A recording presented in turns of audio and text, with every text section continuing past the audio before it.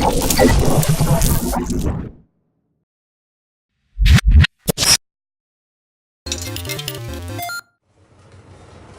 listening to a Mash Those Buttons podcast.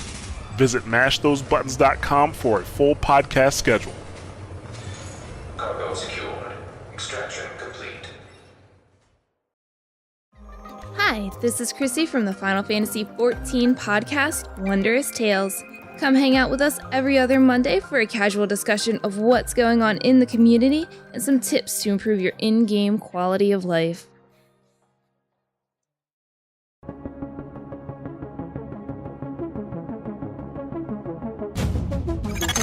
Intelligent System Analytic Computer is activated.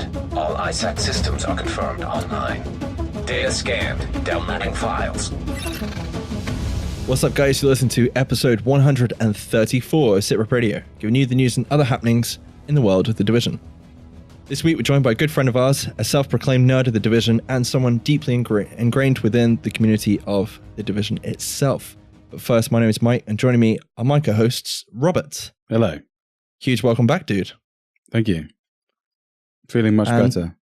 Sad I missed the last episode.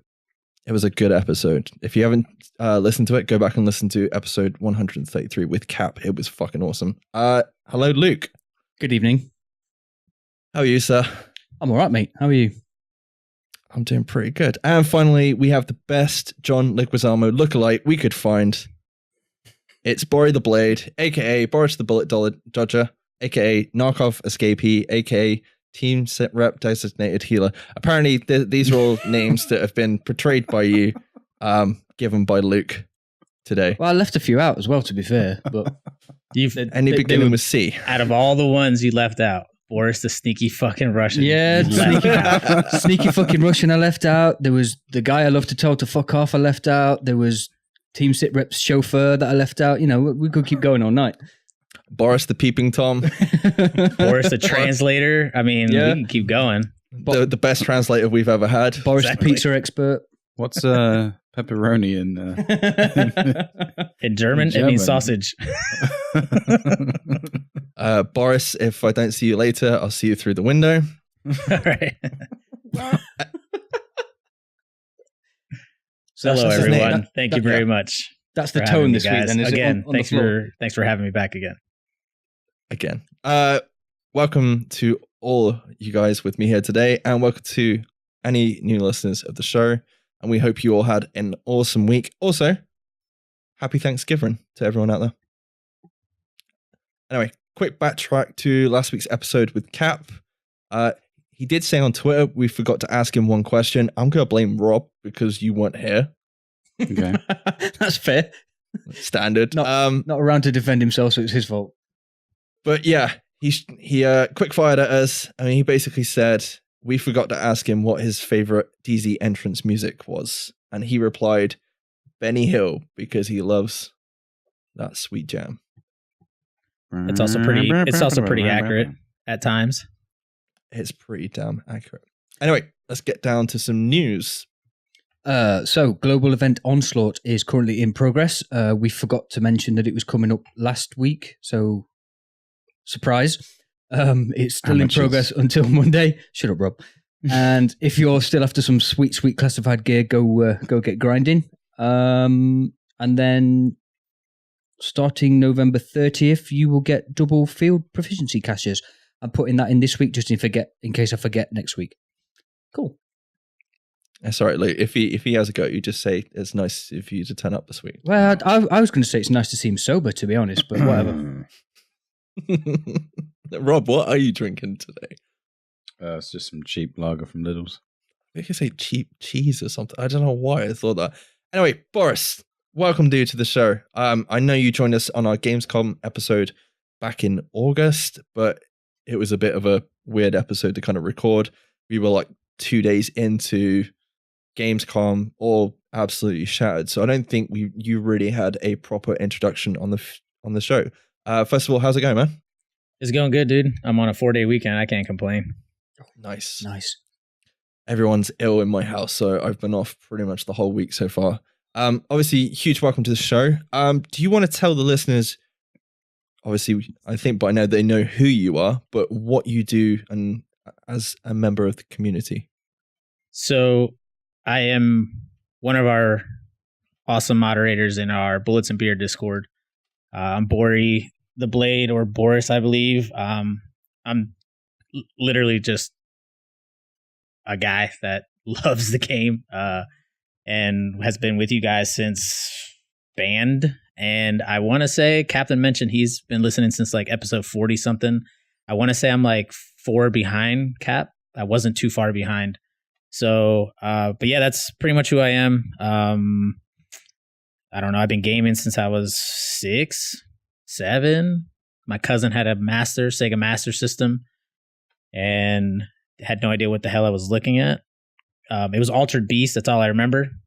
So it kind of holds a special place in my heart, and pretty much haven't stopped gaming since. So, but yeah, that's who I am.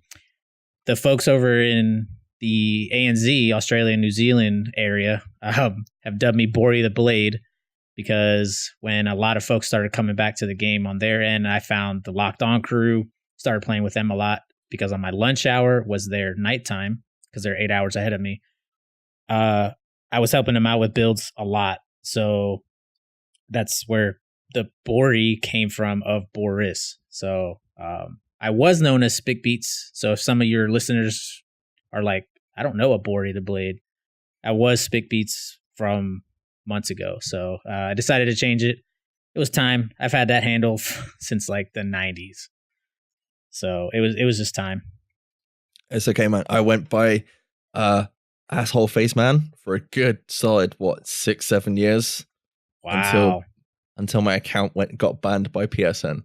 Can't imagine why. I mean, not a clue. I didn't see anything wrong with that name. I didn't. I spoke to the guy. He said, I like the name. I get where it's from. It's from Blades of Glory, if anybody's listening. But unfortunately, you can't have your account back. So I had to change it. Denied. Right. Over to you, Luke. Right. Before we start then, since this is your proper official appearance on the show, we need to ask you all of our cheeky quickfire questions. Do you want to take the first one, Mike? I can do. Boris, what is your favorite alcoholic drink? If you drink at all. Now, I feel like this is going to be a long-winded question. This was tough last week. Question, Michael. I know. Michael, get the fuck. Oh shit! You full named him. But like we tried to quick fire these because we went on so long with Kat last week. We kind of ran out of time, but we've like threw these questions in at the end. But I'm scared you might actually outdo Cap on just this question alone. No, because you should already know the answer, and it's beer. But I don't drink. You don't drink. You just make it. No, I'm kidding. It's beer. Okay. That's it. That's it. Just beer. Yeah. What's your favorite type of cheese? Favorite type of cheese will have to be any form of blue cheese, because I can pair it with beer pretty well. What is your favorite current TV show? It is not Big Mouth. Not Big Mouth. Oh man, I'd have to say iZombie, even though I haven't caught up, but I really, really like that show. And it's not even current because it's the past season that Netflix receives. Yeah. So I'm technically way behind on anything, but that's fine. Who is your favorite recording artist or band? I'm old school. Like I'm not a new music kind of person. Most of it I think is garbage. I will probably say everything will put a smile on my face with Imagine Dragons. I know that's not old school, but that is somebody I can listen to right now and not skip. You know what I mean? So, and I guess that is kind of current. They've been around for like 6 years. It's not really current, but That's possibly the worst answer that's ever been given to that question on this show. You wanted me to say in sync, didn't you? No. Yes, you did. I just you did. absolutely hate Imagine Dragons. What's the German version of Spice Girls? That's what I was expecting you to come up with. Jalapeno girls. Jalapeno girls. Dude, it's not jalapeno, it's pepperoni. Oh my God. Come on. Oh shit! I actually said pepperoni girls. Damn it. That would have been funnier. Well, the next question was, what was your first gaming system? You already said that. So, well, my first ever owned or just first ever played? Owned, I guess. Ooh. Wait. How does that make sense? Because I didn't own one till I was like... Yeah, I was Come on, genius. No, I was like, he owned one, but he never played it? What the fuck? You just got to look at it. Yeah, well, it's my cousin's Sega Master System, so I didn't get... He lived around a corner, but I didn't get to play it every day. Okay, what is the one thing you can't live without? Ooh. Beer? Thing, so that excludes my family. Pepperoni. All right, so beer. Yeah, beer for sure. If you were a very, very naughty boy and found yourself on death row, what would you choose as your final meal? Beer? My final meal. Don't say pizza for fuck's sake. Guinness. Jalapeno beer. I mean jalapeno pizza with a beer. Pepperoni. How many times have I got to say this? Ooh, man. Sushi. Goulash. Goulash. Oh, That's your answer to everything. Dude, goulash out here is legit, man. It's so on point out here. Who would have known that Germans know how to stew beef in beer or wine? I'm pretty sure everybody over here in Europe knew that. I didn't know that. Okay, last question. If you had the chance to replay one game as if you'd never played it before, what would that game be? And you can't say The Division. Final Fantasy VII. Okay. Damn, That's a popular answer. Yeah, I was going to say, I think we've had that before. Yeah, I heard there's been a few that have answered Final Fantasy VII. I watched from a couch as one of my best friends played, and I pretty much watched them play the entire game. They played to a console, right? Yeah. And I will say the one thing I remember the most at that time was this: when you would summon anything, the animation that they had on the PlayStation at the time was like one of the best things on the console. And if you look back now, it absolutely looks like butt. It looks so bad. It's like, I can't believe this was like a technological marvel. And it's just how far we come. And I was just like, yeah, man, I would go back and play it. And I'm not a huge turn-based RPG fan. I remember playing a mech game on PS1 called LAPD Cop. Oh. And I went back. I think Rob bought it as well on PlayStation 3. I'm pretty sure you bought it because you were like, I love this game so much. No, I played that on PC, like co-op, like with one of my mates, and it was awesome. It was a really good fun game. But all I know is you bought it. I'm pretty sure you went back and you're like, this isn't good. This is really bad. So it was dog shit, yeah. Okay, so let's go back a couple of years, I expect now, Boris. What actually brought you to the Division in the first place? How did you get on board the Division train? Man, so I really don't remember the E3 coverages because they'd hit E3 with the game for like 2 years before anything came out. And I'm pretty sure by year 2, so the second year that they showed it off at E3, I believe that was the alpha build. And then they had the closed alpha with a bunch of the early community or content creators, I should say. I want to say Eric's was in that group. Marco was in that group.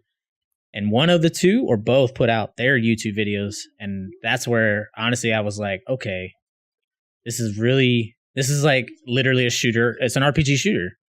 It's still a Tom Clancy game. I'm still using a real M4, a real police M9 or whatever. And but yet it has the RPG element that I like in certain games, even though I'm not a turn-based RPG fan.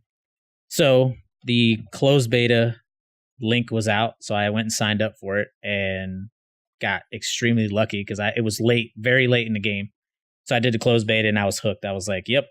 It's like, this is it. It reminded me of, it was like they threw an RPG element into SOCOM from the PlayStation 2 days, but removed the, like the no respawn type thing, like with SOCOM. SOCOM in my eyes was the Counter-Strike for the console when that came out, because it was all their multiplayer modes were one life. So as soon as you died, if you got sniped within 3 seconds, you sat there for almost 15 minutes while your team tried to plant the bomb or finish off the last player. So, and that's exactly how Counter-Strike was originally. So that, I would say that's what hooked me, was honestly the content creators, and then getting to play the closed beta, and been hooked since. Like I tell everybody, I say the same thing. The only 2 times I've really ever stopped playing it was for Horizon Zero Dawn and Uncharted 4, because I had to finish the series of the Uncharted series. So I went back and played it, and I didn't do 100% on it as far as like finding everything and platinum trophy, but on Horizon I got really close. I think I'm like 90% for Horizon for my trophies. Man, that game was, holy smokes. I was so disappointed when I finally finished it, and I jumped on their Reddit, and there was no more DLC after that. The Frozen section that came out, I think they either knew they had something, so they wanted to continue the story, so the sequel was just being worked on, or they really didn't want any more of this story, so now they're going to continue it, because there's a huge cliffhanger if you've never played it. So I'm not even going to mention anything of it because it's that good. Go on, spoil it for everyone. No, don't, because I actually want to play it at some point. I dare you. You might want to look at the Black Friday deals, Mike, because the complete edition, or whatever they're calling it, is really cheap. So I can't imagine it being that much more expensive in pounds. And it's for sure worth it. It's, oh my God, it's such a good game. And that is also, it's an action RPG like game. There's gear to loot. There's skill trees to upgrade depending on how you want to play. Reminded me of like Borderlands, but in third person view with the story. The Borderlands story, I mean, it was there. It's kind of cheeky, but it really wasn't what kept me coming. The loot is what kept me playing Borderlands, and actually only Borderlands 2. I didn't play Borderlands 1. So, but yeah, that's it. And then I switched to PC with you guys pretty much about a month and a half later. Yeah, it wasn't long, was it? So you've played Division on all 3 platforms, then, haven't you? I do. Because when you were in band, you were Xbox, weren't you? When I was in band, I was mostly Xbox, because that's just who I played with here, with coworkers and stuff. And then they all left the game. It was just literally me. And then that's when I found you guys, and listening through the episodes, y'all were on PlayStation. I already had it, so I was like, all right, well, either I added you guys, and then we slowly started playing, and then we just constantly were playing, and then I only played on the PlayStation because nobody was playing on the Xbox. And then we did that for like what felt like a year and a half straight. And then either we did everything, got every piece of gear or everything we wanted, and then, we all started playing other games, like kind of what we're doing right now. You know what I mean? Like, and then the PC things happened, so that changed a lot as well. But yeah, that was, well, man, dang, that is a year and a half, almost like a year and a half. Yeah, we're working on technically year 3 of the game. So yeah. It's been a long time just to get to now, if you know what I mean. And you've gone through 3 platforms. We've gone through 2 platforms. Obviously, jumping to PC, what would be the biggest change you felt from playing the Division 1 on console to Division on PC? Within myself, my ability to get used to mouse and keyboard again in a different way. The only PC games I ever played before were RTSs. So you learned hotkeys. It wasn't, you didn't use WASD. It was just literally a key. So as long as you memorized your key, you were pretty good on RTSs. So having to remember that now I'm in a shooter in an action game, I had to that was my biggest thing, was making sure my ring finger wasn't hitting the wrong key, or my index finger wasn't hitting my super. So once I got past that within myself, it was honestly like cake. I started key binding. I started changing a lot of the things you can do on the PC that you can't do on the console unless you purchase like an esports controller. So, and now I do still look down at the key. If anybody ever watches me stream, you'll see me literally do this. But that's mainly because I want to make sure I'm hitting 5 instead of 6.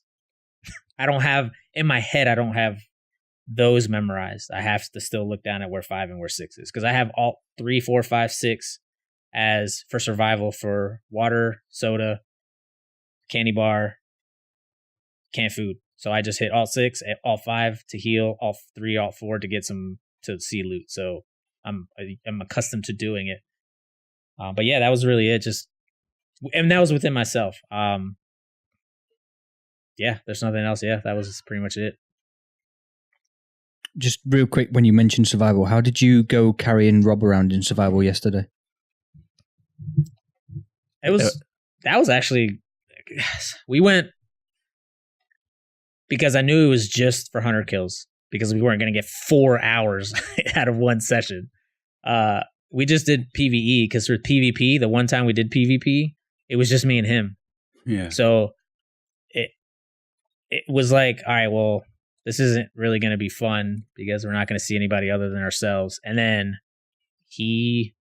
something happened with his PC, because he like stood still in the middle of the street, and he just sat there and died to the cold. I revived him, dropped a can of food, and then I went into an apartment. My son wet himself. I had to go sort him out. Oh, okay. I thought something happened to your PC because you weren't saying anything, and I was like, oh, I think Rob's about to disconnect. And then you died. I was like, uh-oh. I think he is literally about to disconnect, but I didn't know that.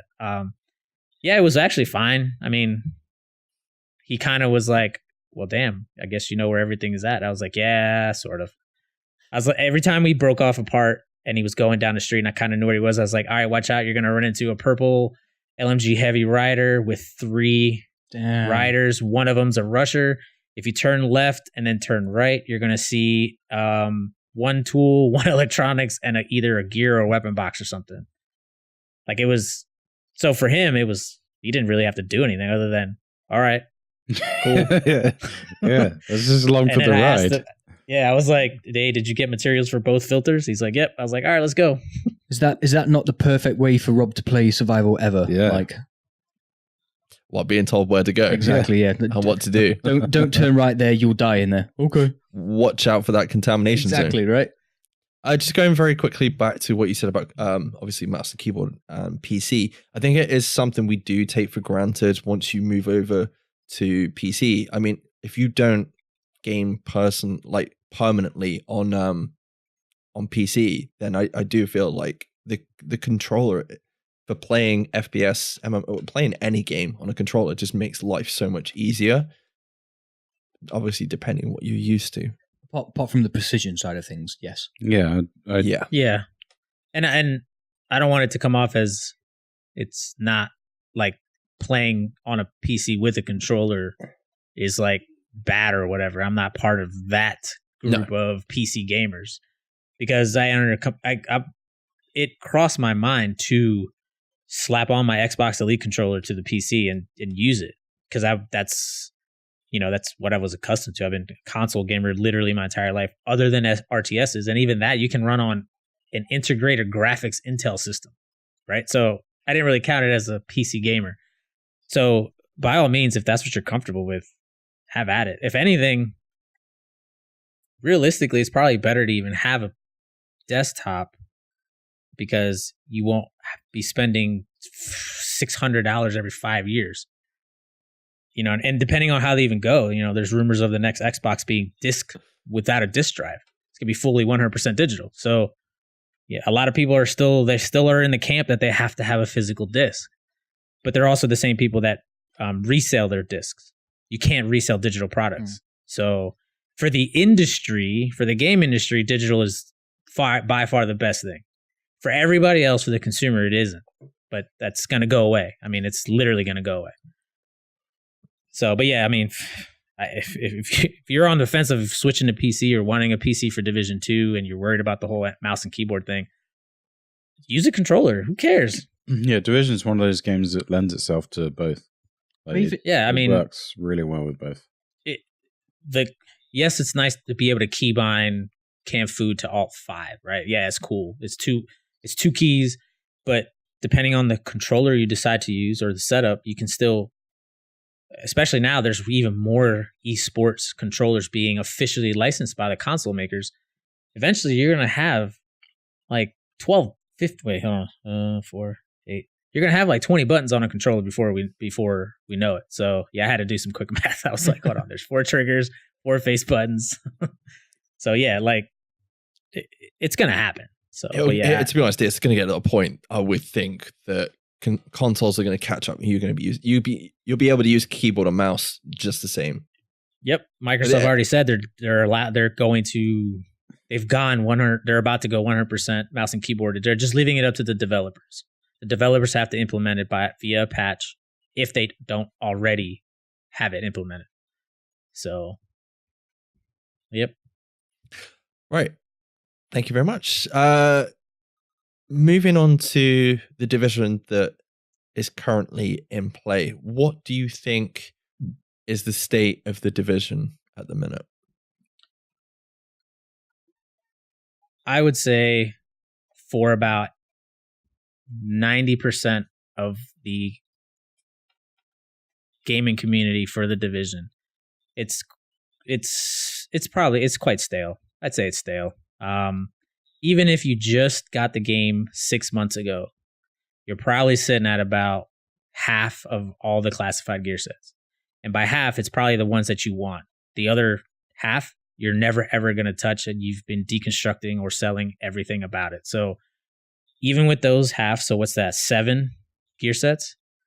Probably half of those, or 3 or 4 of them, are PvE and PvP, because we already have some very specific PvE sets. So you've got your classifieds 290, 291 gear sets for PvE, and you probably have a 289 to 290, depending on what kind of handgun you're using, for PvP. So if you're there and you've partaken in all the Gs to this point, you're kind of left with really just doing commendations for the shield and or the patches, and waiting on the shields to be released. So I would say it's quite stale. Everyone that keeps coming back, anyone that keeps playing daily, it's for the people that you've met, and you could care two shits less on what happens in the game. You could die 157 times in skirmish.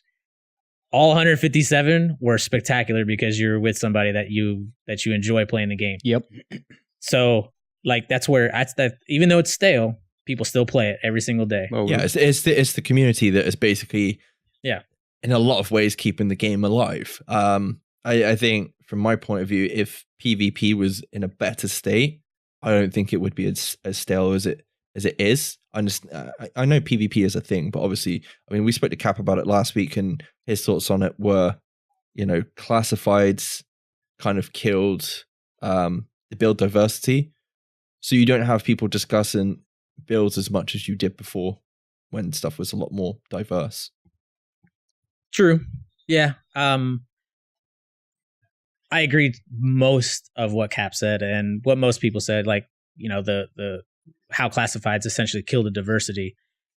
But my only counter argument to that is we went through a meta where literally 99% of people in the DZ were running alpha. Right? And then they introduced, and that was right before they changed and it was actually just one talent. It was the Adept talent. Once Adept got nerfed, that Alpha Bridge build was nerfed because people were using it via the talents that you can get. So you had all your weapon talents.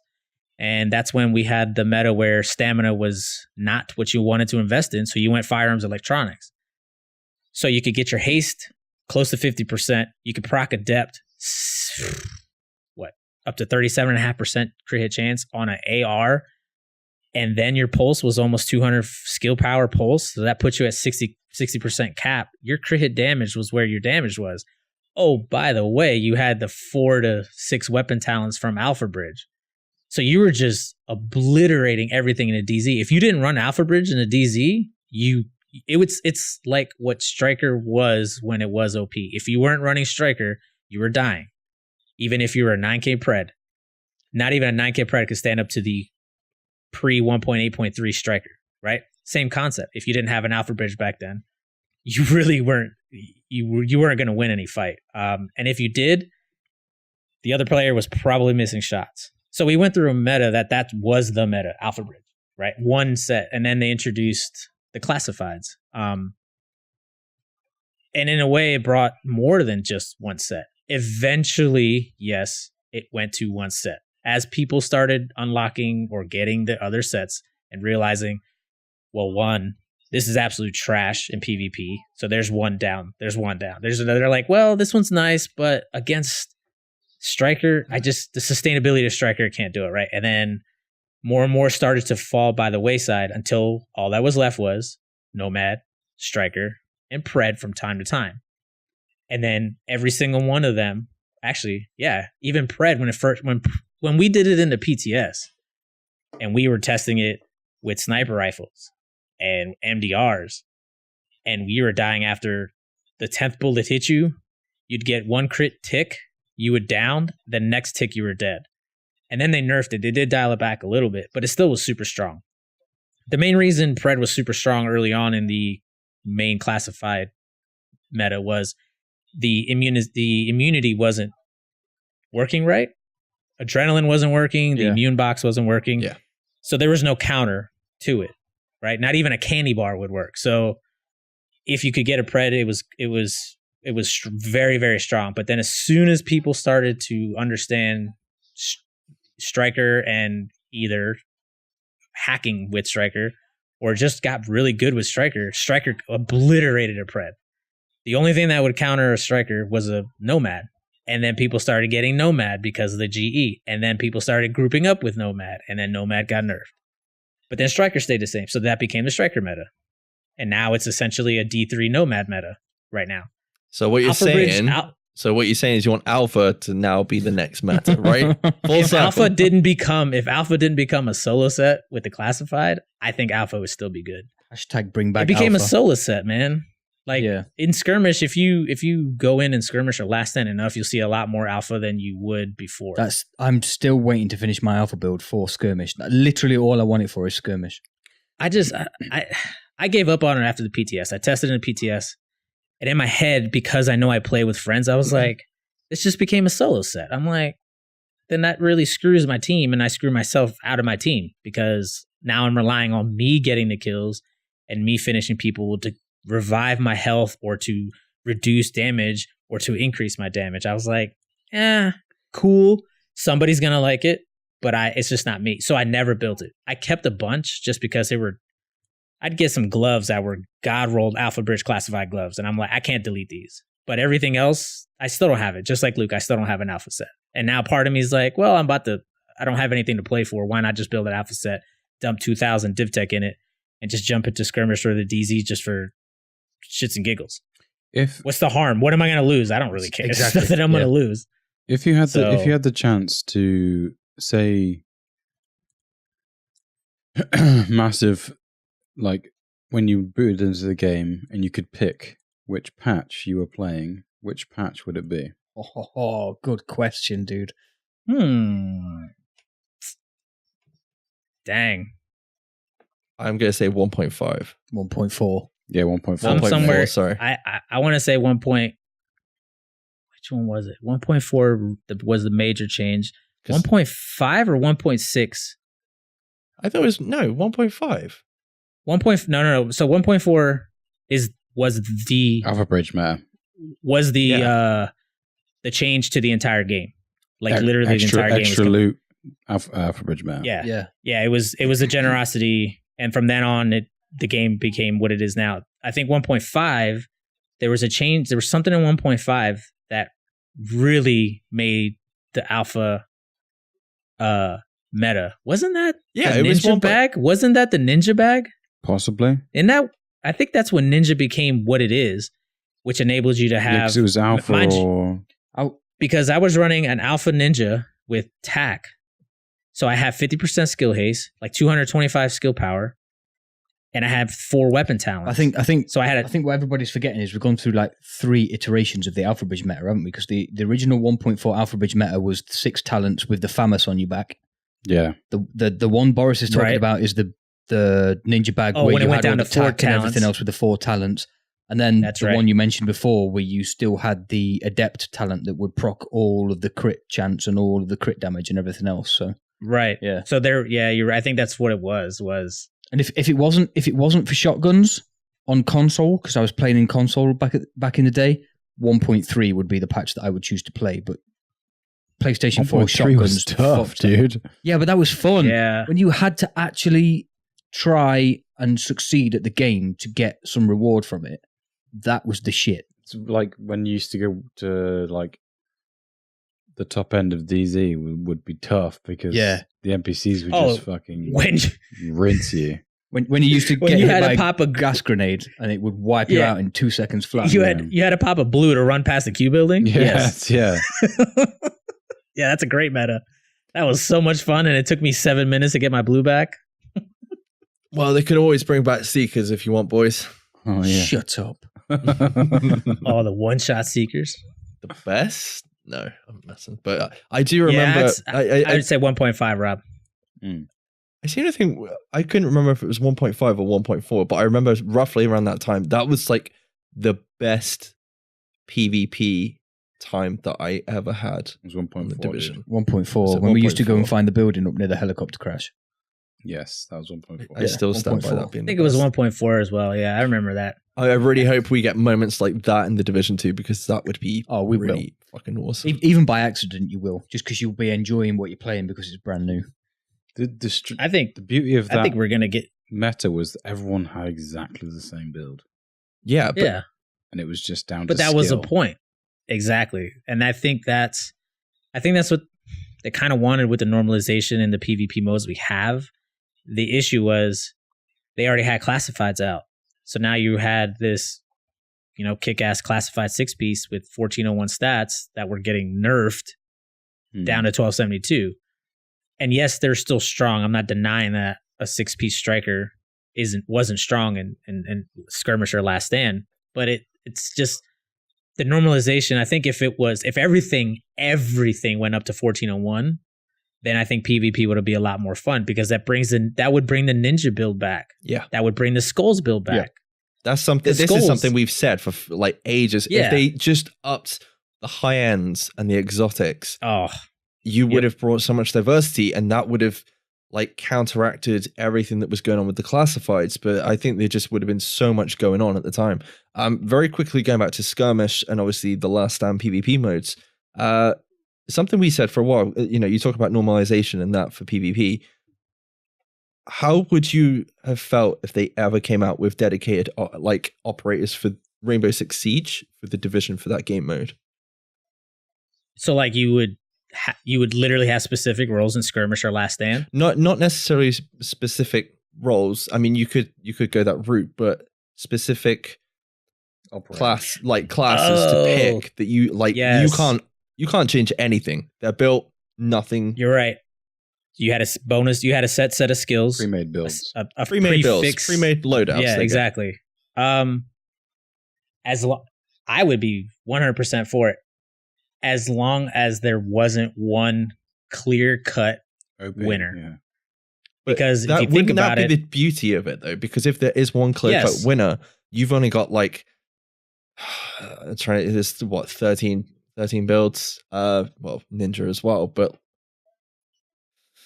it'd be a lot easier to balance something like that. The beauty of it being pre-made, you can balance it easier.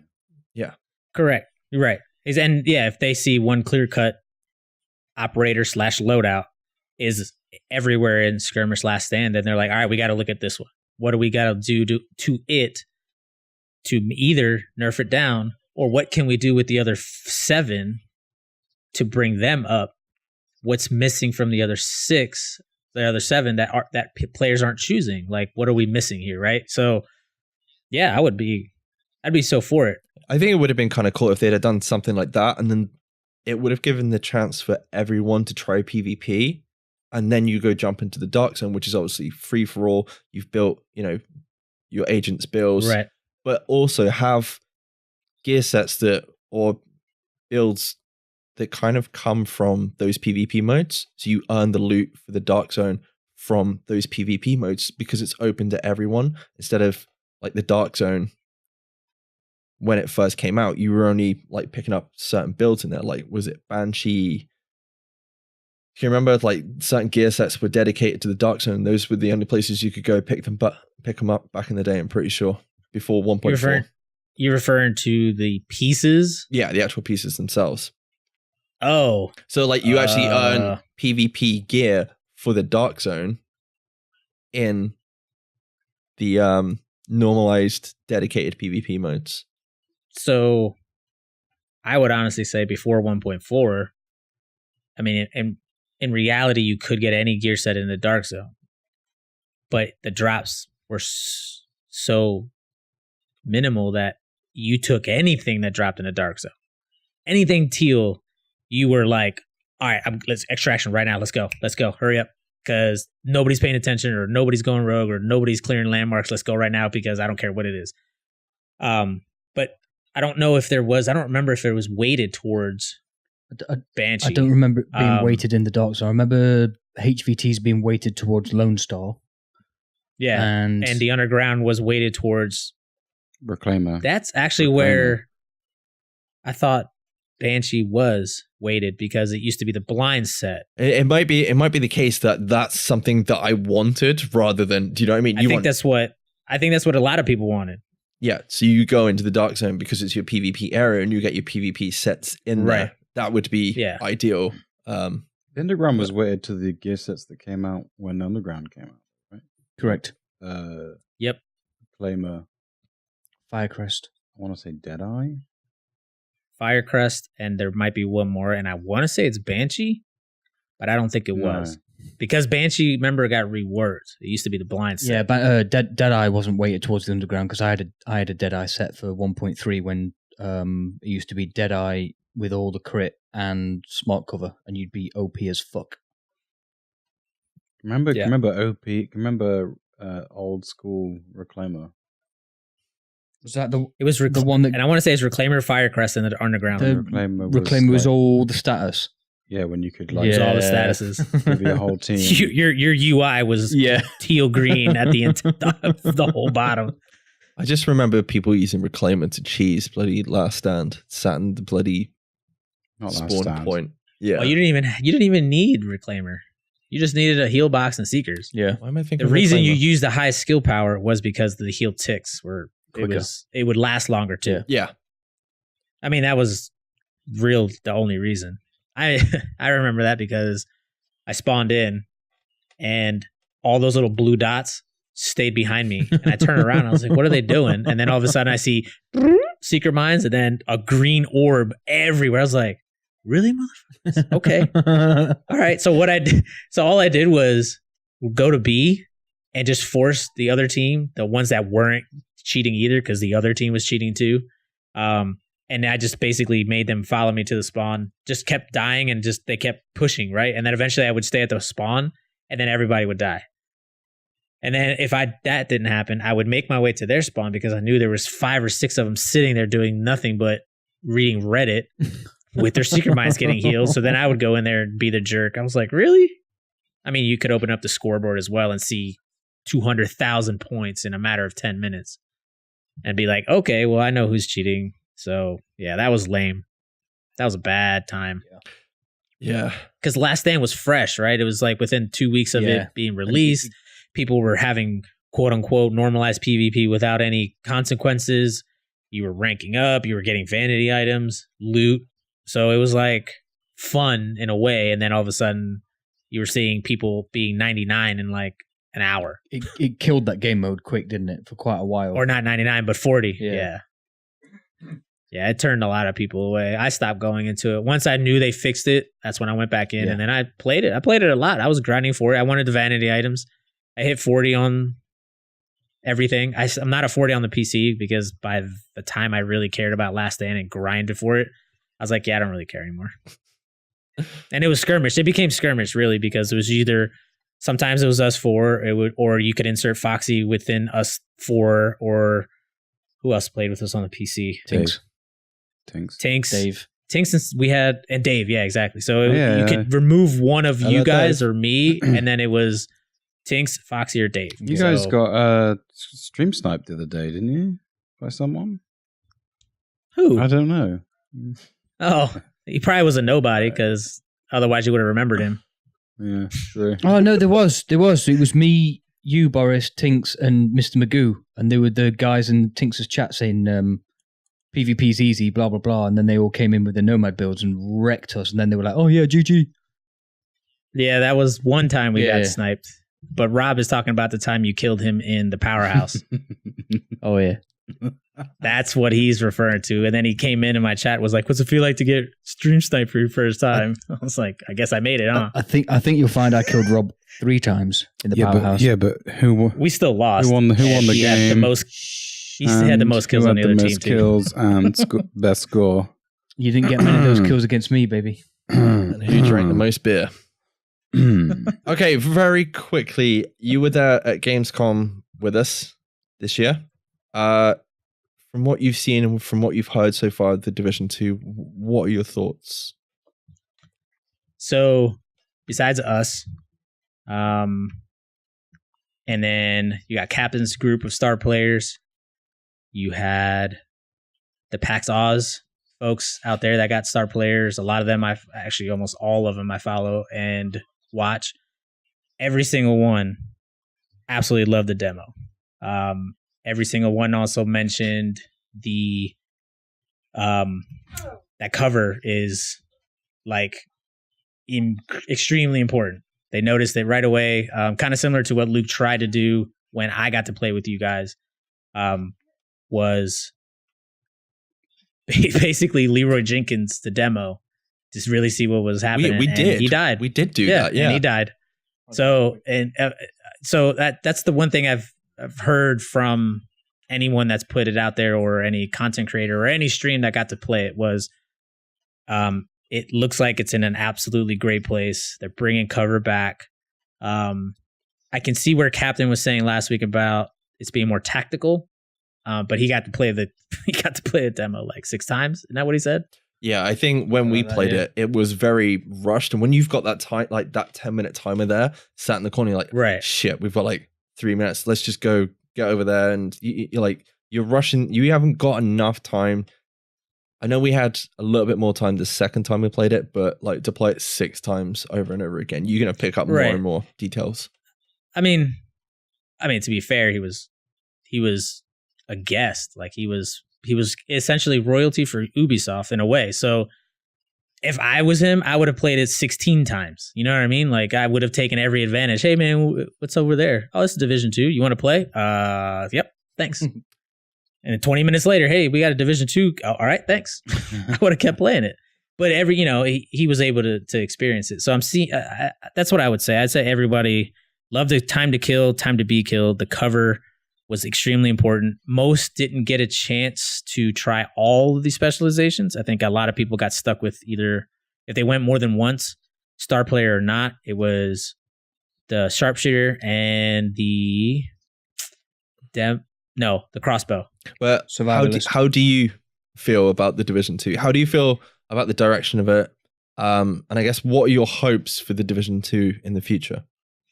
I think I'm still nervous. I'm still nervous. I'm nervous because I know that Massive and the entire team that's making this game have a huge, huge community watching them 24/7, and watching even more so because we don't have a lot of insight news, I guess, other than the demo from E3, which has just been updated for all the conventions from E3 till I think pretty much everything's done for this year, right? So it's been the same demo, but and then we know that the devlogs that have been released, and then next month's DZ information, which I don't think will be as much as we hope, but at least it's something.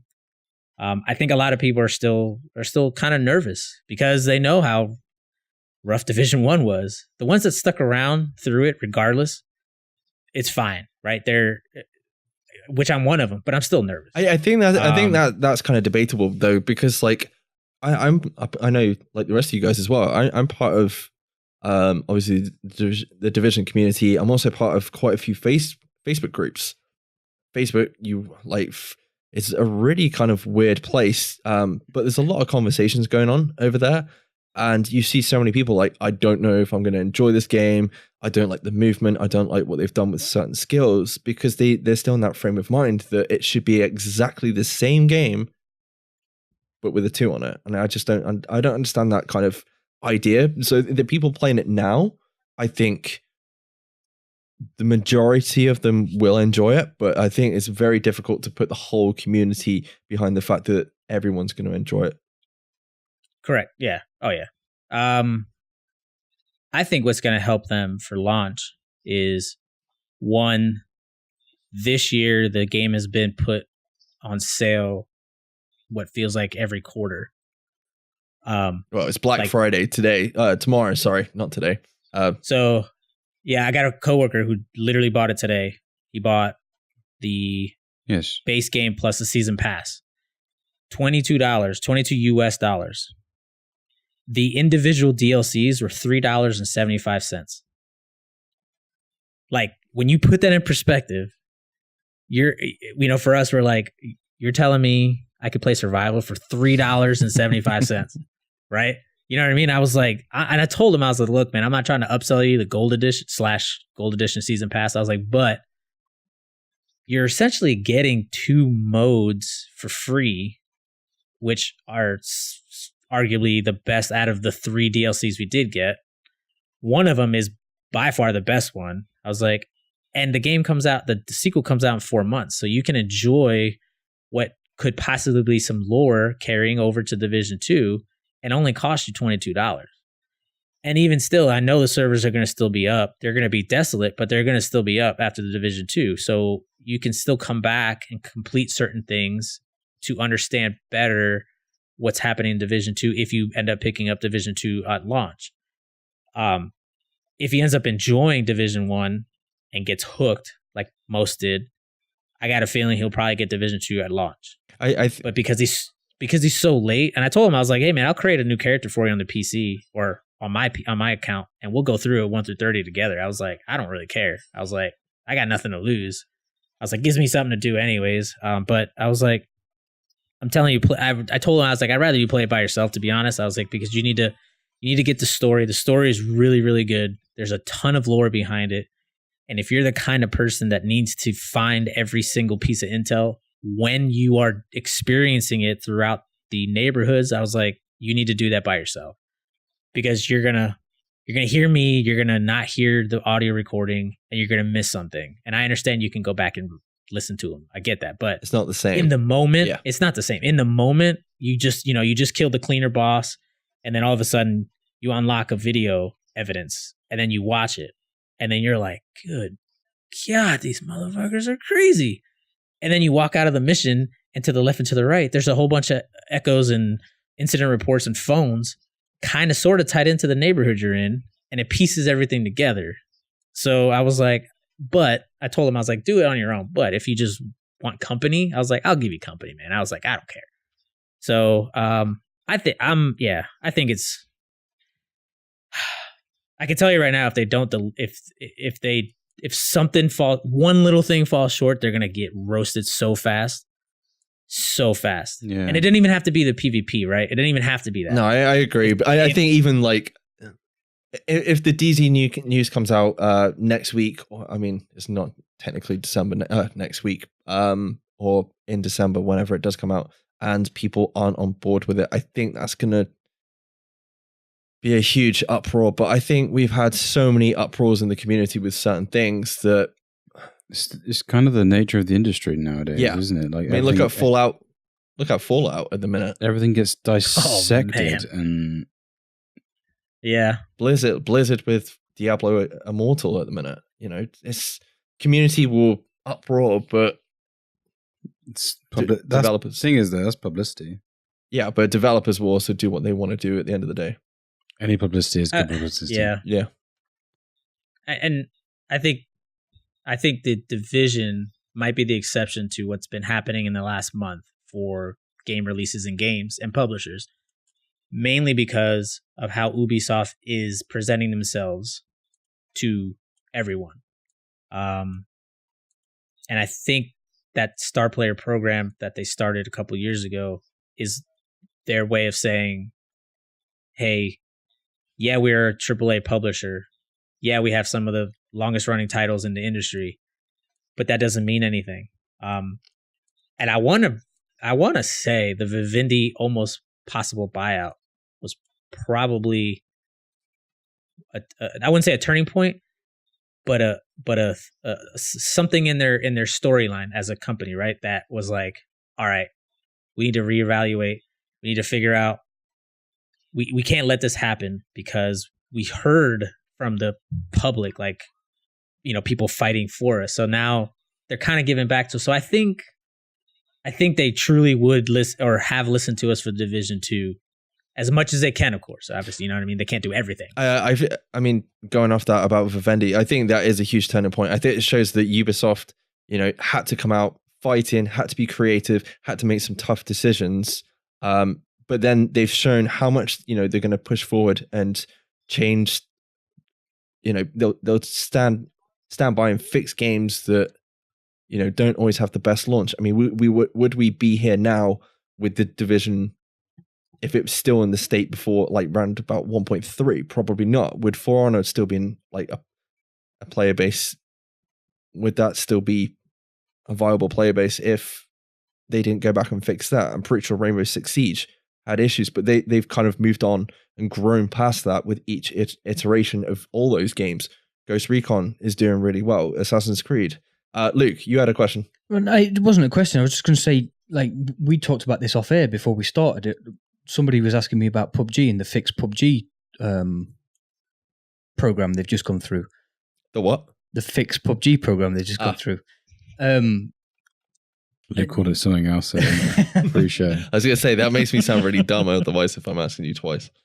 But, you know, name me a title that's not Mario versus Rabbids in the last 6 months that came out that is perfect at launch. All games at the moment seem to be coming out with something that people either want to fix straight away or that was just flat out broken.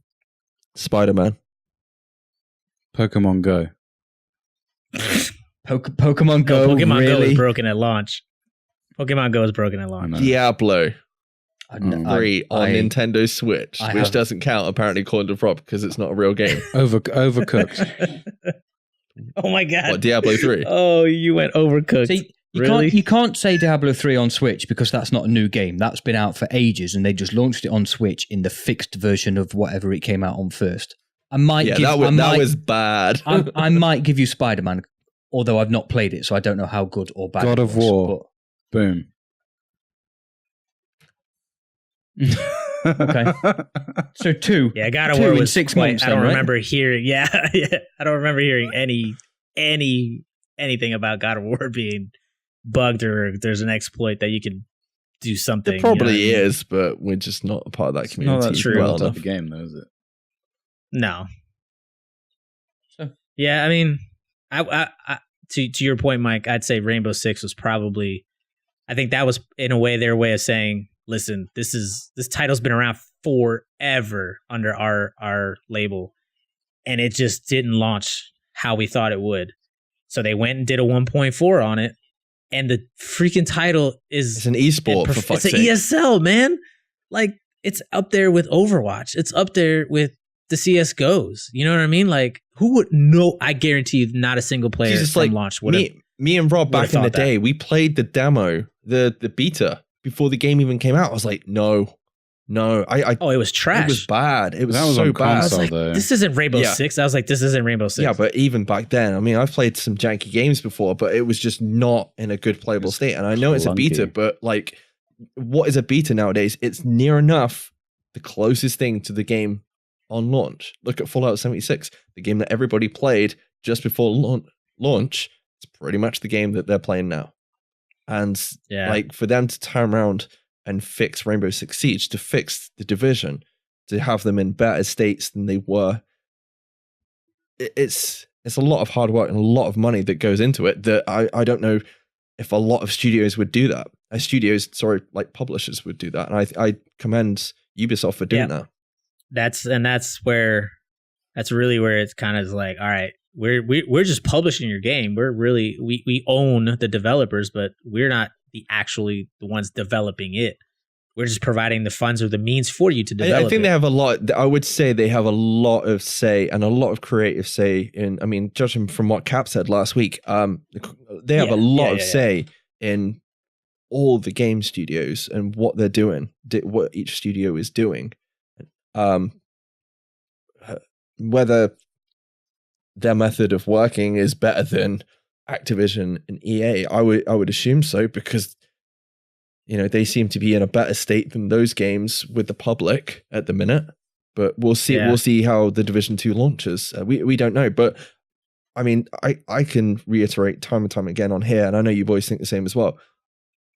I hope to God that everything that has been learned over the last couple of years is going to give them like a foot in the right direction with the sequel. We don't know. But it seems like it's becoming a bit of a trend with the industry. They'd like just to release a game, see what the community says, and then fix it. Like, it's happened a lot. Yeah, but I think that's also the case. Like, you look a few years back, and it was probably taking 2 to 3 years to actually release a game. And hardware changes, software changes.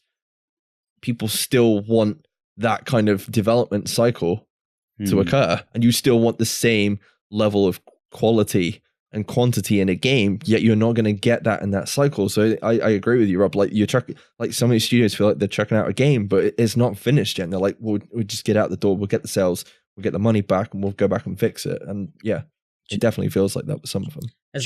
As much as I don't want to agree with that, I do, mainly because we are now at a point where they can put out patches pretty relatively quickly, right? Hot fixes happen in a day or two. Certain titles have even closed servers to fix something. And these are paid customers.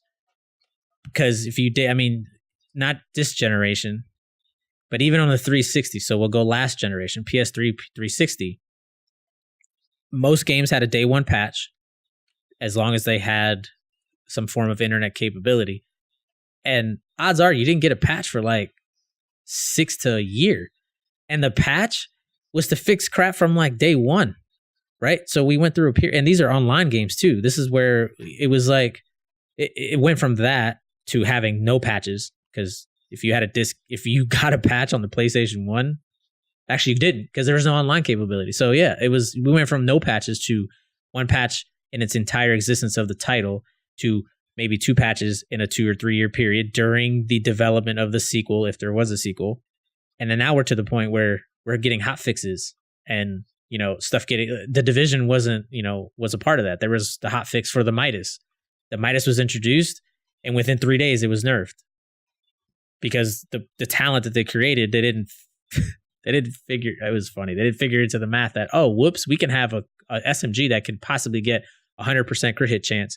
And we're going to build the talent around crit hit chance, which enables you to get your super back on every crit hit. But if we give you 100 crit hit chance, you're going to get your super back in 2 seconds. And then within 3 days, it was nerfed. And now it's a completely useless weapon, unfortunately. Yes, Mike, it's useless. Put it away with your reclaimer build. Move on. No comment. No, but so that's why, I agree with Rob. Yeah, that the trend is, let's put out a game.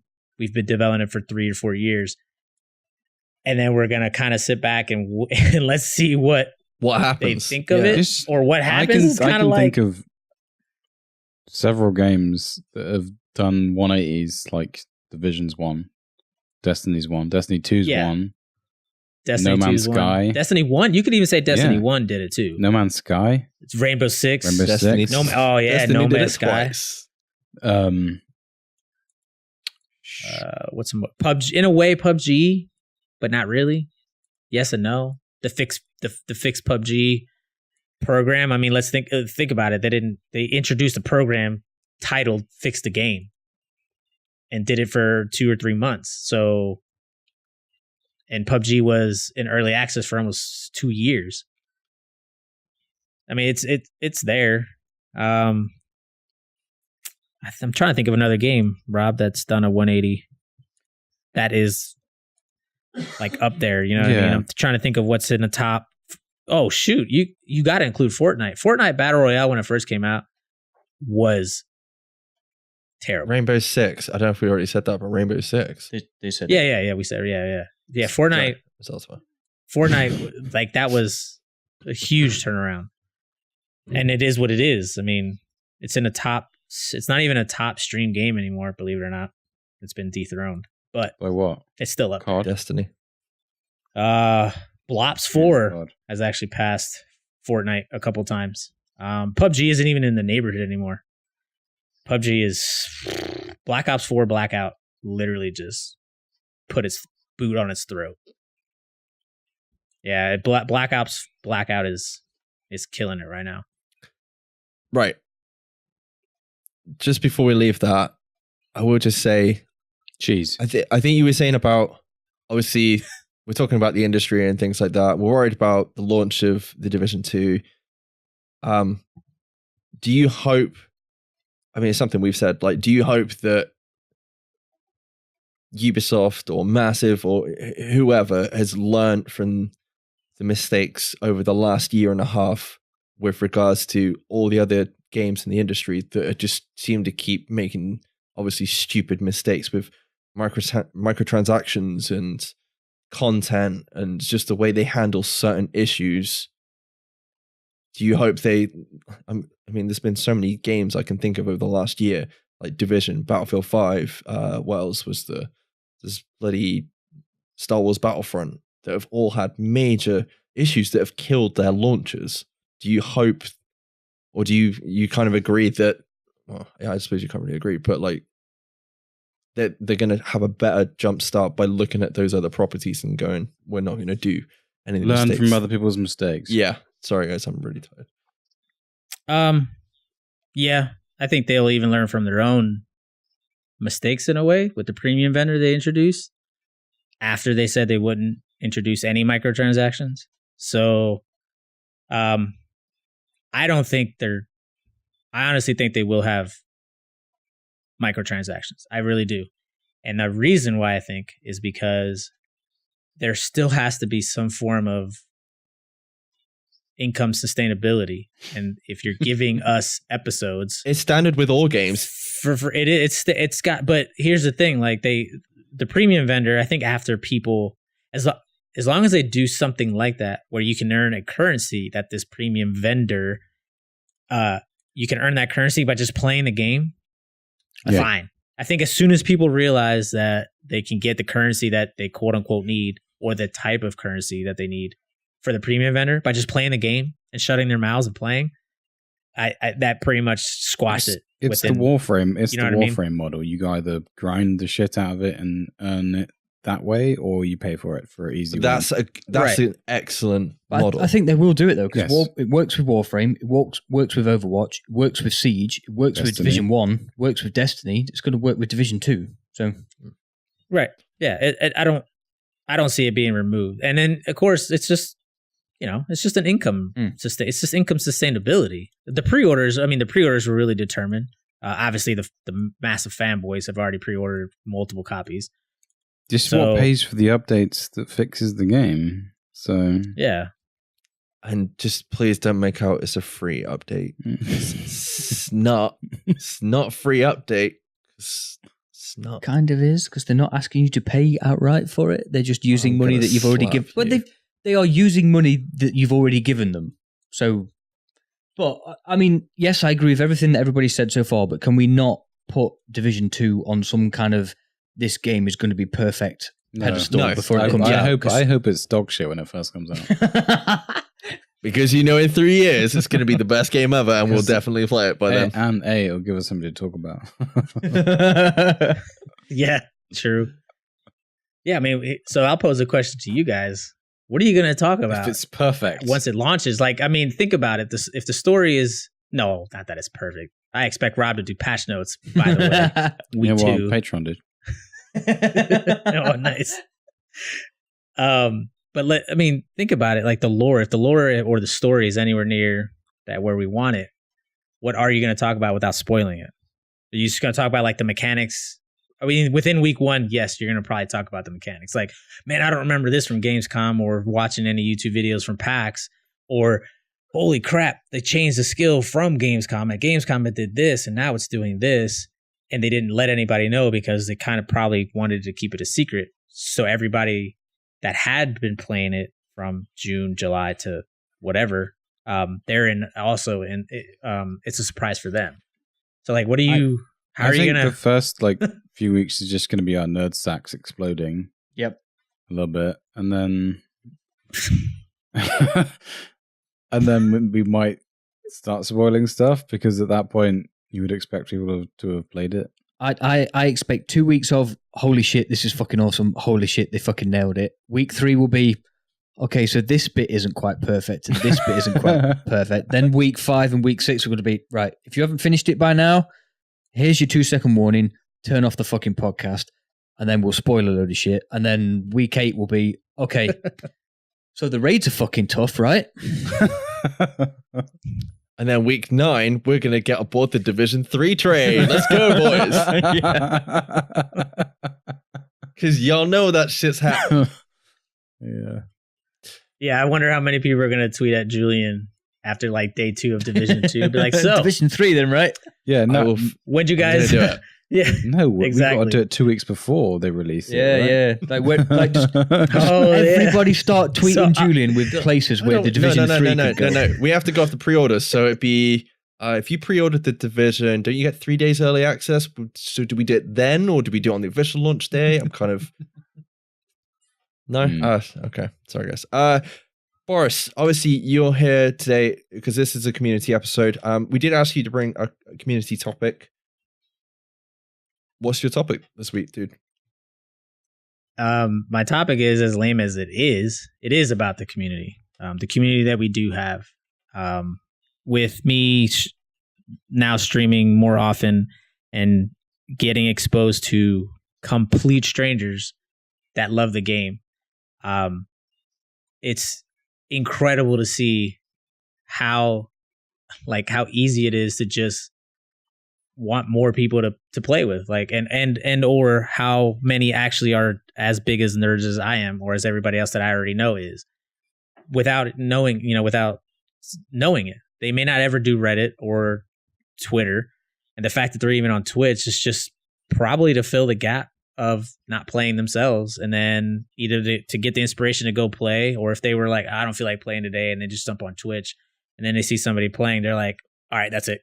Browser's closed, boom, you plays up, and then they start playing the Division. It is, it's kind of like, I feel like Twitch is for those people that, when you're a kid, you'd probably watch, like, I don't know, BMX videos, motocross videos, or skateboarding videos. You'd be like, man, I want to go do that. So you'd watch that, and then you'd go get your skateboard and go down the skate park. And I feel like that is the same thing, but for gamers. Yeah, it's exactly what it is. Yeah. It's literally it. But it's so weird. It's so weird. But yeah, I agree. Community that, like, even now, there's so many people coming to the game. You go on Reddit, there's so many new people. Like, what builds do I run? What do I do through the 1 to 30 stage?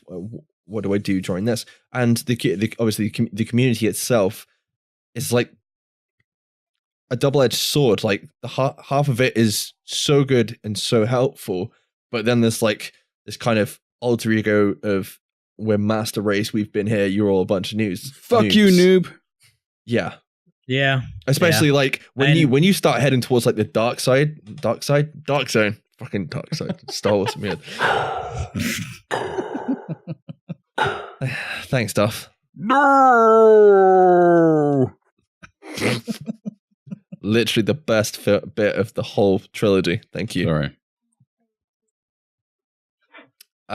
Yeah. I will say I want to give props to the moderators over at the Reddit, because I visit that Reddit literally every day, and when I see the questions about, there was one the other day that was like it could rage induce just about anyone that's been around the game for almost 3 years, right? Because the question has been answered and was answered 2 years ago, but it's somebody that literally probably just bought it on this Ubisoft sale or this Steam sale that's happening. And I went through the comments because I wanted to see what kind of comments and answers were going to be given. And there were like 20 something comments, and there was probably one that had any negative votes. A year and a half ago, that thing would have been littered with toxicity. And that just goes to show, like, I mean, yeah, they cleaned it up. I mean, you kind of have to, right? You're trying to change with between 1.4 and 1.8. You either had a lot of people leave the game, or you had a lot of people stay and give it praise. Then you had a lot of people probably come back because they left at 1.1 or 1.2, and then they heard that 1.4 or 5 and 6 was like, oh, I need to come back. So you needed to kind of change the community, the toxicity, and they did an incredible job. And after this weekend's, in the US or on the internet, Cyber Monday sales, all that stuff, we're going to have another batch of new players. And they're going to go to Reddit. Just about everybody goes to Reddit. Just like when you Google search it, half of the first page of results are Reddit pages. So that mod team over there with Joker Unique and all them, it's just been absolutely killer, which just goes back to my point, as this week's guest is the community. Like, that goes to show, like, even the silliest question that you could get Thanksgiving week, somebody's still like, oh yeah, just do this or do this, but this is what I like to do to change it up a little bit. And then they give them their example. Talent questions always show up on Reddit. Somebody explain to me this talent and why it's so high in electronics, blah, blah, blah. Or why is this one only firearms? Yeah, I was on the today and I saw someone trying to do a Lone Star shotgun build, and people were just giving him advice. So, like, use Cassidy's or use M870s instead of, because he was using showstoppers. And they were saying that's probably not the best thing to do for PvP. Yeah, it was just interesting read. Yeah, it's crazy how, and that just helps, because then all these players are going to go to Reddit and they're going to search, and they're going to find their question or their answer, and they're going to see the thread of comments, and they're going to be like, oh snap, I could do that. And they're going to go into the game and do it and be like, oh man, this is great. And just continue playing the game because they have a community that's awesome right now. Yeah, I think I gotta be honest, the people that I feel that are left behind now still playing the game are the people that obviously enjoy it, but they seem like the nicer side of the community, because we've had some bad parts of the community in the past. And the other thing is, it also shows how much of the player base that has dropped off, because I would assume that the player base would correlate with how many people are visiting the Reddit and the sorts of people that are on Reddit as well, and you would see some kind of drop off. So Joker Unique on the rest of the guys have done an awesome job, but I would also assume that most of those people have moved on to other games that are more of the negative side of the community that would drop by, would drop by like the state of the game and be like, I don't know, shit on the game in chat and stuff like that. And I'm not saying like the game's perfect. Cunts. Yeah, because people would never do that, especially on a podcast. Yeah, that's just rude. Or say the game's dead. I mean, come on. Several but times. Who would do that? Idiots. Luke, over to you very quickly before we leave. How do you feel about the good and the bad sides of the community that we live in? I can't really disagree with what all three of you have already said, to be honest with you. Like, with the player base dropping off, you've lost, I feel you've lost a lot more of the toxic side of the community than the ones that have stuck around. Agreed. Reddit is proof of that. Discord is proof of that. Twitter's proof of that. I mean, I know you surround yourself in these areas with people that you potentially agree with, particularly Twitter and Discord, but you can't get away from the trolls on Reddit if they're prevalent. And like Boris just said, they're not prevalent anymore. I stopped going on Reddit because every question that people got posed, people weren't giving answers. They were just saying, well, you're a fucking idiot. How can you not know that? Blah, blah, blah, blah, blah, blah. And it's just like, all right, mate, not everybody's a fucking expert on the game within 5 minutes of picking it up. People are here to ask a legitimate question because they don't understand and they want some advice. They didn't want to be called a fucking idiot because they don't understand why Adept procs 6 times or why Uncomplicated works with the FAMAS on your back. Do you know what I mean? Like back in the day.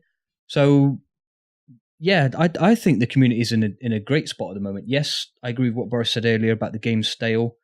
It's a 3-year-old game. That's going to happen. That's just how the gaming industry works, I'm afraid.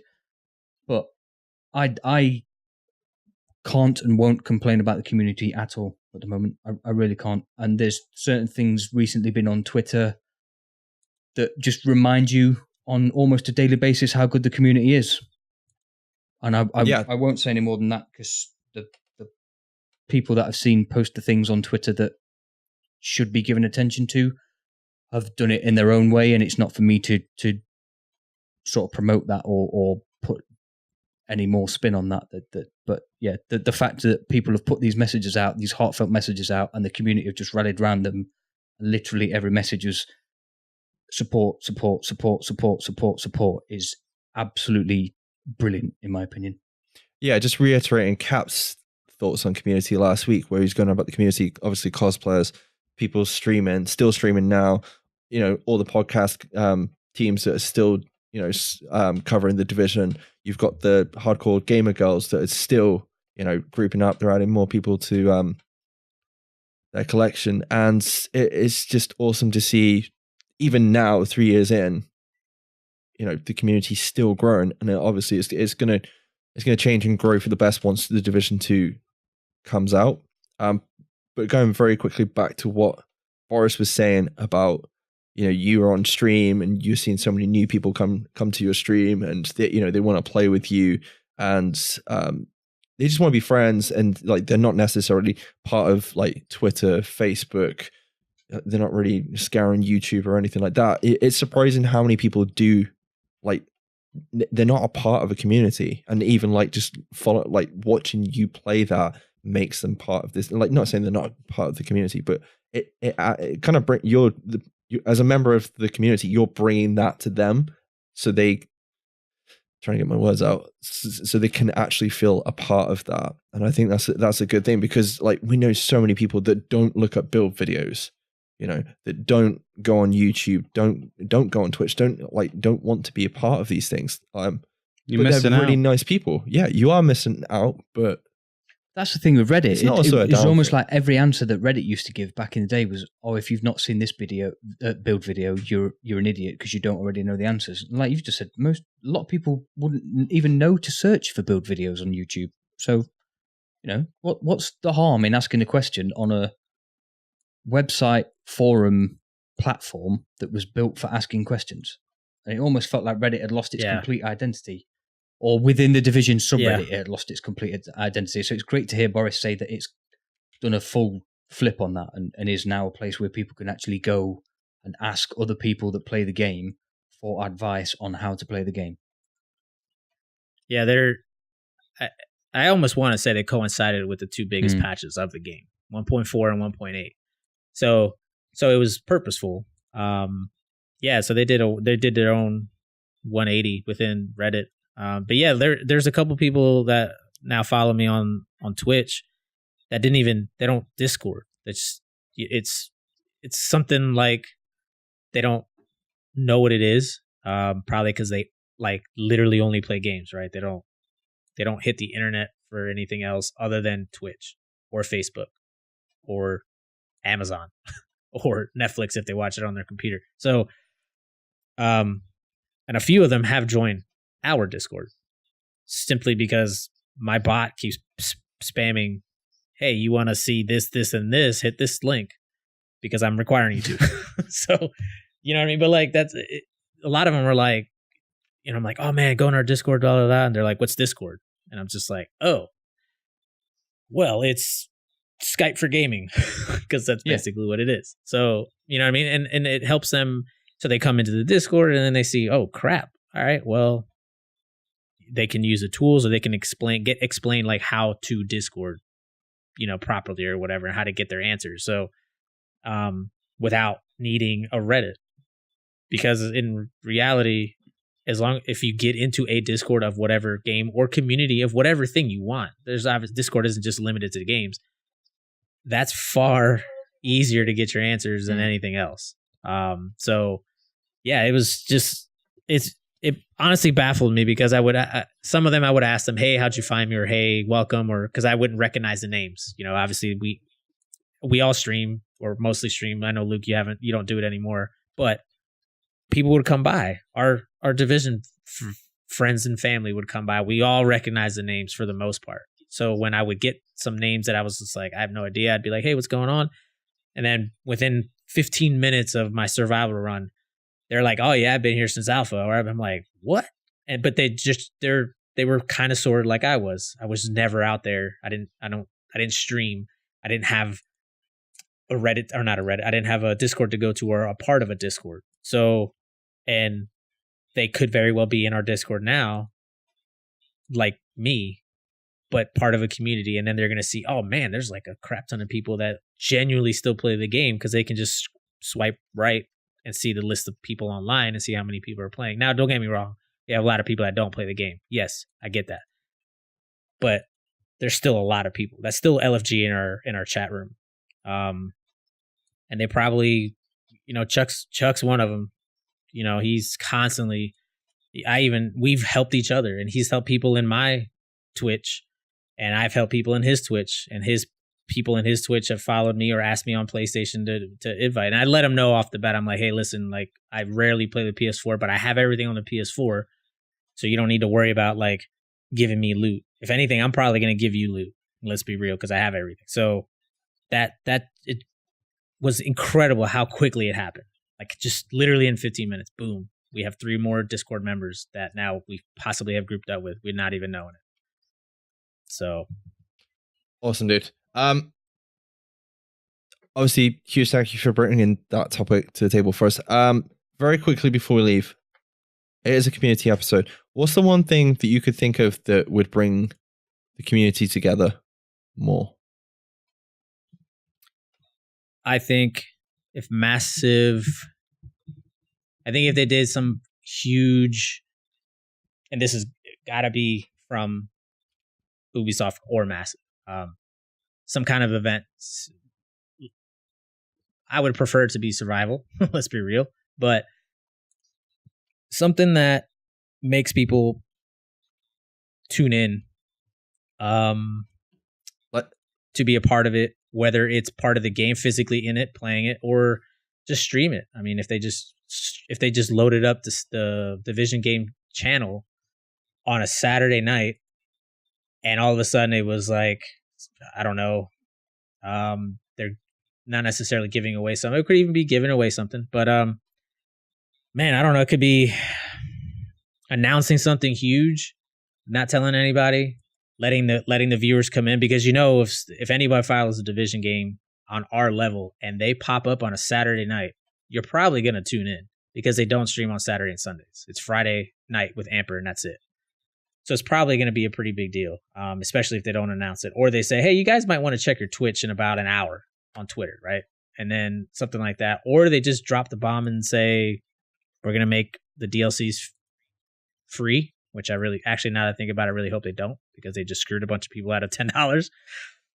But, or something in that nature, or something that would bring the community back, but it would have to be a Ubisoft massive sponsor type event. Maybe even enlist Splinter's tournament style, because there's been a lot of community driven tournaments even before his.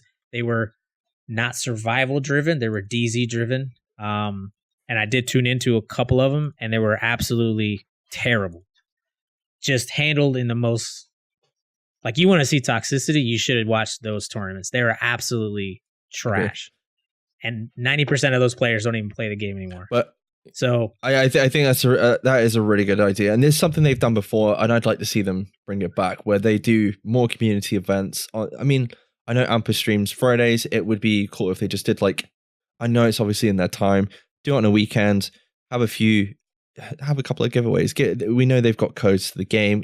Like even giving someone a game away for free, people would be happy, and just like community involvement, getting the community in to play the game on stream with the community managers or any of the devs, or just having a huge community weekend with like the guys over at Massive would be really cool. And they've done that before, and I'd like to see them bring that back. So they could even, they can still give codes for season passes. That is in essence giving away the DLC, which is going to drive the numbers into those modes. It took us, even in Europe, when me, Luke, Magoo, and Tinks ran Skirmish. In the US, holy smokes, it took forever to get a game. Yeah. They finally switched to the EU, and it took a little bit, but once we got going, it was like 15 to 20 seconds at most, where I was taking minutes in the States. So that alone, like, the numbers aren't there. It's just nobody's playing it. I mean, also the shield was out, legendary missions. I get it. PvE content is reigning supreme right now, but still, like, if they were just to give away a season pass code or just give away the DLCs as a giveaway during a stream, I think that could bring people back, or bring the community together. Have Yannick I know Hamish is on Engon, but we're doing Engon content, but shoot, just have Hamish or Yannick stream. That alone would probably bring a couple thousand people. He hasn't streamed in months. Just before we move on to anything else or start shutting down or whatever, can I just, while we're talking about the Division community team and the streaming and stuff, Matt Schotcher left Ubisoft yesterday. Can I just say on the podcast what a fucking awesome guy he was throughout the Division. I know he moved on to Rainbow Six recently, and then obviously different things within Ubisoft, but I DM'd him earlier to say exactly this, and basically I just think that Ubisoft have let one of the real good guys leave when they've let him walk out the door today, and I wish him absolutely all the best for wherever he's going and whatever he's doing next. Yeah, best of luck, Matt. Yeah, agreed. Yeah, yep. Anyway, thank you, Boris. Thank you. Right, we've run a little bit over on this week's show, so we'll just end with one question from the main man himself, the legend that is Chuck Cunningham. He did say, since today is Thanksgiving here in the States, first I want to say I'm thankful for what you all have done for us, the community. I'd like to know what you guys are thankful for. Very quickly, boys, around the table. Luke. Firstly, thank you, Chuck. Personally, I am thankful for Dragon's Nest, because without Dragon's Nest, I wouldn't have met Mike or Rob, and if I didn't meet these two, I wouldn't have met you, I wouldn't have met Boris, I wouldn't have met any of the guys. So if it wasn't for Dragon's Nest, literally anybody listening to the podcast would not know I exist. So, Rob, boobs. And wine. That is a great answer, by the way. Boris. I've answered Chuck before, and the answer hasn't changed. It is, I am thankful for my family, and I am thankful for my career. Nice, man. I'll be the same. Family. Obviously, to the other two chick cunts that sit here with me on a week-to-week basis, Luke and Rob. Thank you for doing this with me. And also to anyone listening, or to anyone who's supported us or been in any of the clans or whatever piece of software we've used along the way. Thank you very much for sticking by us this entire time. It has meant a lot to us, and the fact that anybody would listen to us in the first place still to this day shocks me to bits. So thank you very much, guys. And thank you, Chuck. As always, thank you for your support. Right, Boris, thank you for being our guest this week. Before we go, I believe we have to wish you a huge congratulations on becoming Twitch affiliate this week. Yes. Thank you very much, man. Yeah. Friday night last week. Do we want to let him shout out where everyone can find him? I mean, if you were following the script, Rob, that's literally next. But yeah, fine. Oh, sorry. Go for it, Boris. Let everybody know where they can find you on all the internet type things. You can find me at Borrietheblade at everywhere except PlayStation Network. On the PlayStation Network, it is still Spick Beats because Sony are cunts and they won't let you do it till 2019. What about space? Can they find you in space?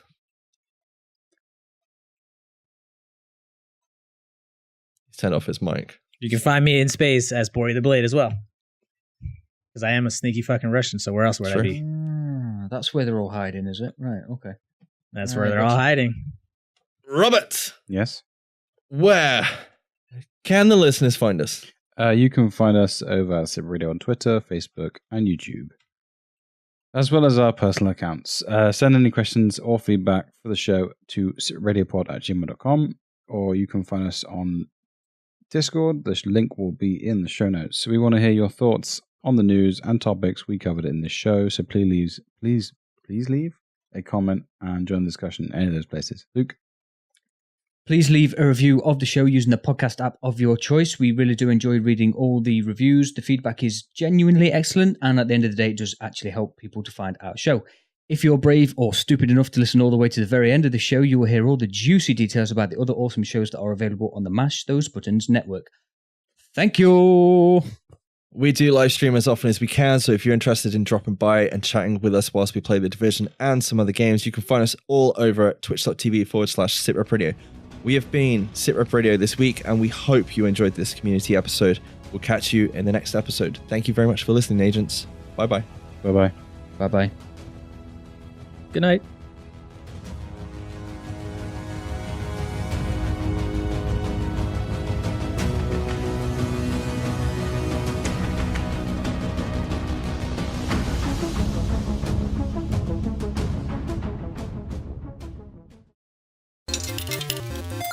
Thank you for choosing a Mash Those Buttons podcast.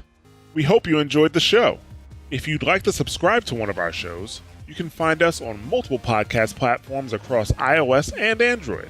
Just search for the show on a podcatcher like Apple Podcasts or Google Podcasts and hit subscribe. If you can't find us on your favorite podcast platform of choice, just go right to the mashthosebuttons.com website, grab the RSS feed, and put it into your podcatcher of choice. If you want to check out some other podcasts you may enjoy, you should check out mashthosebuttons.com/shows. For World of Warcraft fans, we have two podcasts, WoW Talk, which is our news and community podcast, and The Torn and the Goblin, which is our lore and story podcast. If you enjoy Overwatch, make sure to check out Watchpoint Radio to keep up with the latest on Overwatch and its community. If you enjoy fighting games, make sure you check out Double Tap for the latest in the FGC. If you're a fan of The Division or looking forward to The Division 2, make sure you check out SITREP Radio. If you want to keep up with the latest at Mash Those Buttons, you can follow us on Twitter at twitter.com/mtbsite, facebook.com/mashthosebuttons, and youtube.com/mashthosebuttons. We'd also like to have you join our Discord community, so just go to discord.me/mashthosebuttons and join us for a chat. Once again, thanks for listening, and we'll catch you next time. You're listening to a Mash Those Buttons podcast. Visit mashthosebuttons.com for a full podcast schedule. Cargo secured. Extraction complete.